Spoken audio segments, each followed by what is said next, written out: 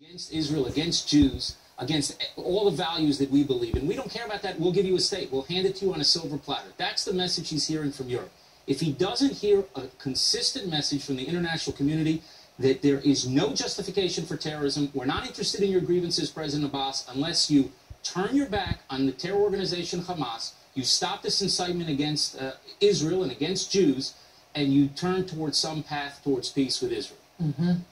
What do you make of Mr. Netanyahu's promise to respond harshly? What does that mean? Because we saw violence before that led to an outbreak of war over 3 murders of Israelis, and now we see this today.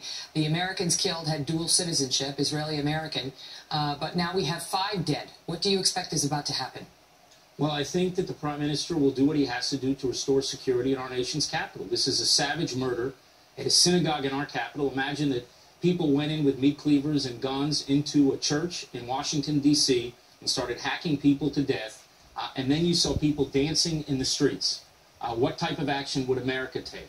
So the Prime Minister is going to do what he has to do to protect Israel's citizens. He's done that in the past, and you can rest assured when the Prime Minister makes a promise, he keeps it.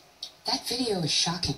I mean, it is almost as shocking as the bloody scenes that we saw in the wake of the attack this morning was the dancing, the handing out of candy and cupcakes. We saw children, we saw elderly women celebrating these meat cleaver attacks as people were worshiping in a synagogue. Ambassador, how on earth do you ever go forward? How can there ever be a negotiation with these people? Well, it's really sick, and what you're expressing right now is the right outrage that you need in looking at these scenes. Unfortunately, what you're expressing, the outrage you that you're expressing is not shared by governments around the world. They have swept under the rug the problem of incitement for 20 years right now, since the peace process began. If you saw, Megan, day after day, what Palestinians were putting on their television stations, which they control, in their official media, the newspapers that they control, in their textbooks, which they control in their schools, if you saw what they were educating a generation of Palestinians to believe, the scenes you saw today would not be shocking. And unfortunately, the world seems to be obsessed and outraged by the idea of Jews building apartments in Jewish neighborhoods in Jerusalem that are going to be part of Israel in any future peace agreement that you could possibly imagine. This summons outrage by the international community.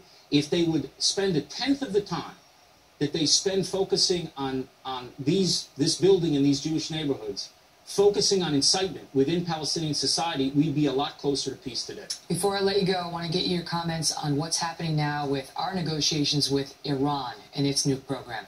We're almost at the deadline. Well, Israel's very concerned.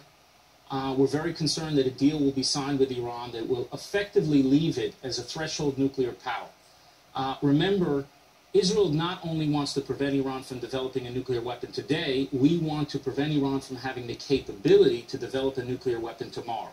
And we're concerned that Iran will be left with an advanced nuclear weapons-making capability that will enable them to make nuclear weapons in the future. We believe that the only good deal is a deal that will dismantle the sanctions in return for the full dismantling of Iran's military nuclear capability. That is not the deal that's on the table. And we're very concerned that a deal will be signed that will be a very, very bad deal, not just for Israel, but for all the Arabs in the region and ultimately for the entire world. Ambassador Dermer, thank you so much for being here. We'll continue to follow it. Thank you. So disturbing, those images. Today, the